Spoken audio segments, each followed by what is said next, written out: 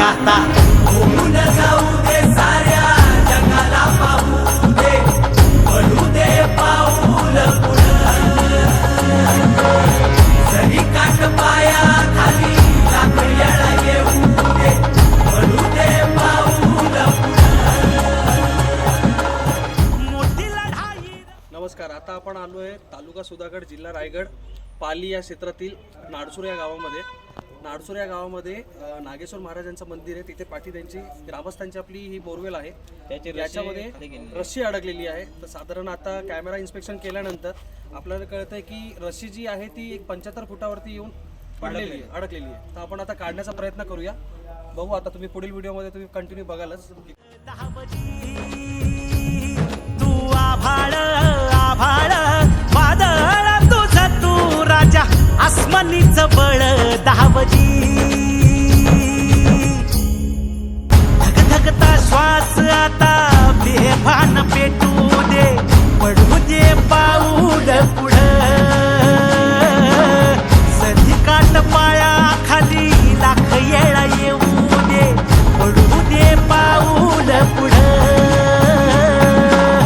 मोठी लढाई र लढू मातीसाठी र गड्या मनकटाच जोर लावून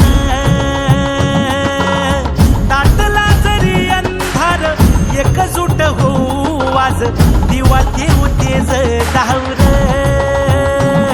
तू आभाळ आभाळ वादळ तुझ तू राजा आसमानीच बळ दहावजी.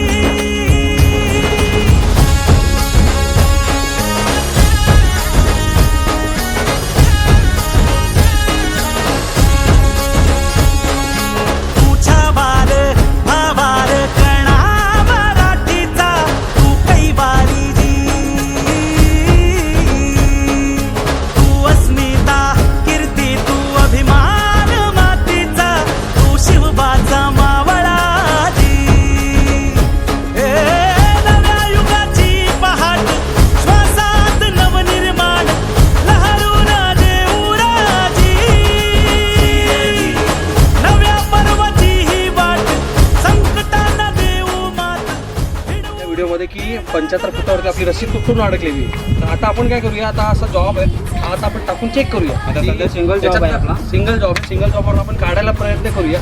डबल टाकूया, आता मग डबल टाकेल. ठीक आहे, चला बघूया. टाक जरा कॅमेरा चेक.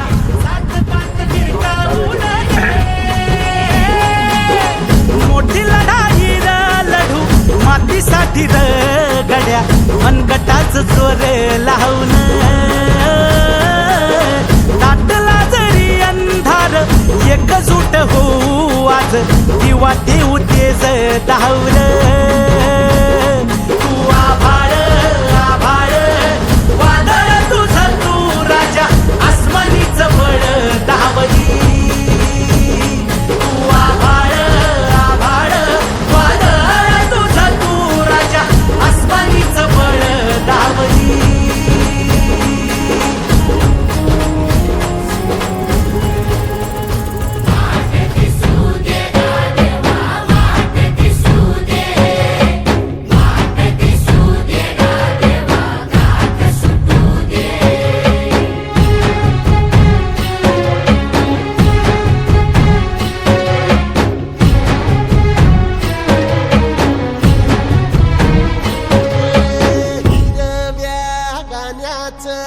दान दिलं त्यानं वसाडाचं रान झालं जी. अर मातीच्या पोटात अस्मानाचं बळ माऊलीची लाज राखजी.